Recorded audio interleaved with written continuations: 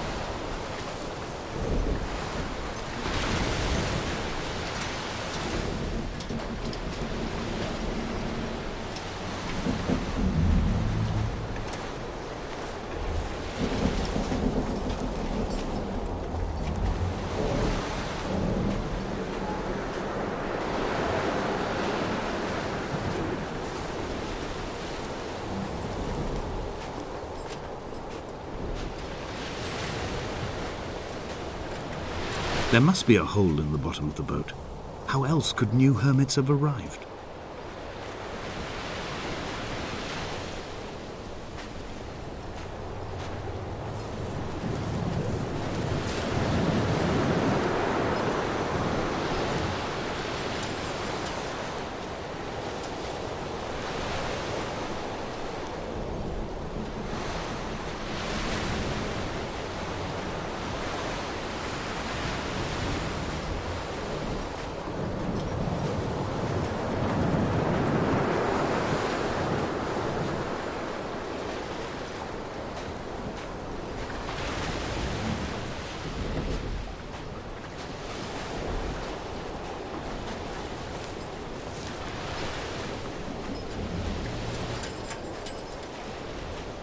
I had kidney stones, and you visited me in the hospital.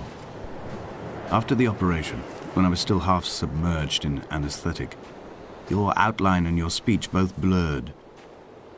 Now my stones have grown into an island and made their escape, and you have been rendered opaque by the car of a drunk.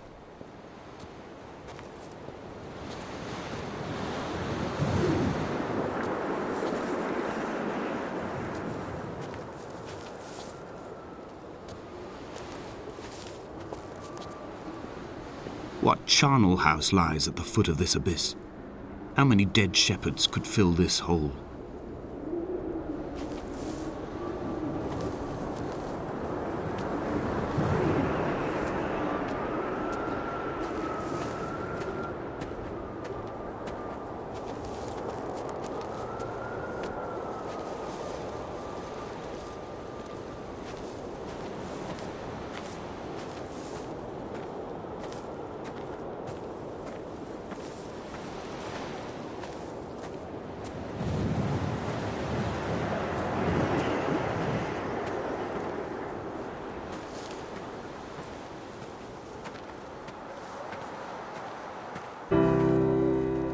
I've begun to climb, away from the sea and towards the center. It is a straight line to the summit, where the evening begins to coil around the aerial and squeeze the signals into early silence. The bothy squats against the mount to avoid the gaze of the aerial. I too will creep under the island like an animal and approach it from the northern shore.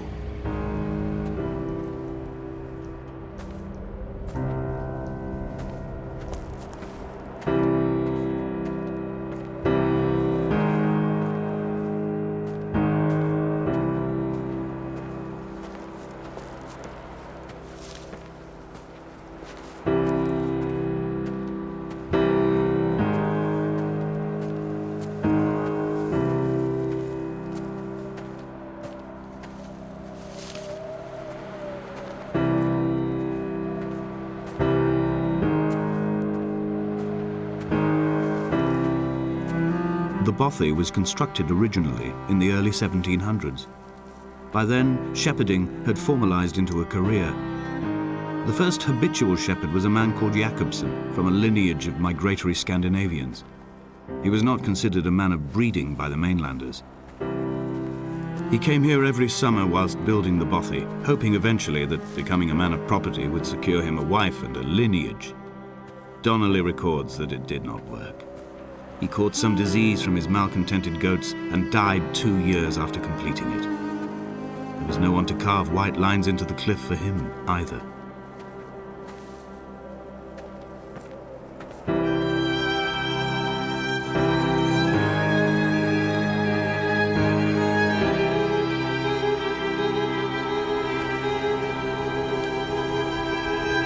Inventory.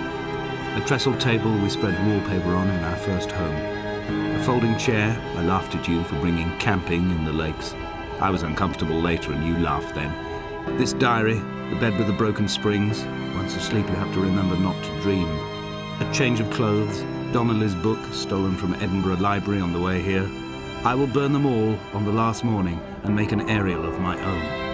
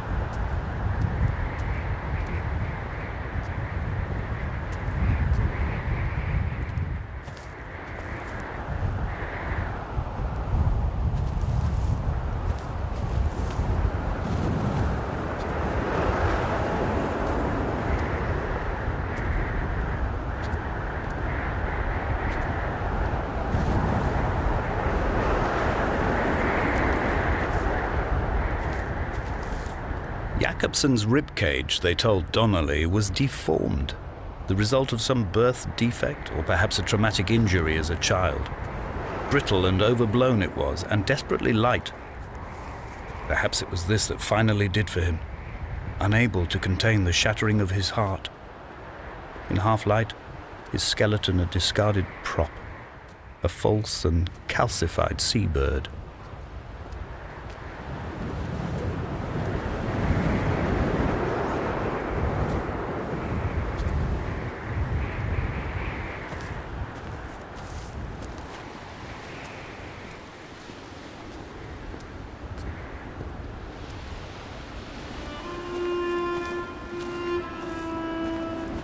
They found Jakobson in early spring. The thaw had only just come. Even though he'd been dead nearly 7 months, his body had been frozen right down to the nerves and had not even begun to decompose. He'd struggled halfway down the cliff path, perhaps looking for some lost goat, or perhaps in a delirium, and expired, curled into a claw right under the winter moon. Even the animals shunned his corpse. The mainlanders thought to bring it home unlucky. Donnelly claims they dragged it to the caves to thaw out and rot, but he is proving an unreliable witness.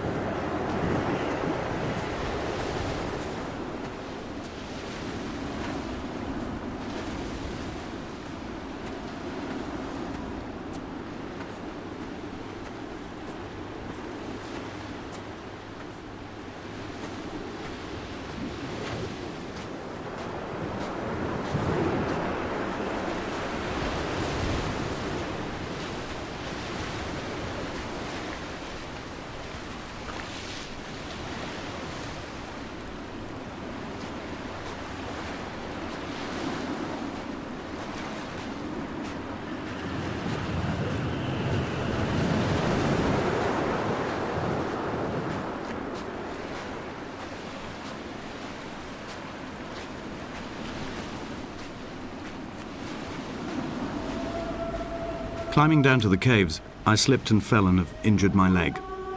I think the femur is broken. It is clearly infected. The skin has turned a bright, tight pink, and the pain is crashing in on waves, winter tides against my shoreline, drowning out the ache of my stones. I struggled back to the bothy to rest, but it has become clear that there is only one way this is likely to end. The medical supplies I looted from the trawler have suddenly found their purpose.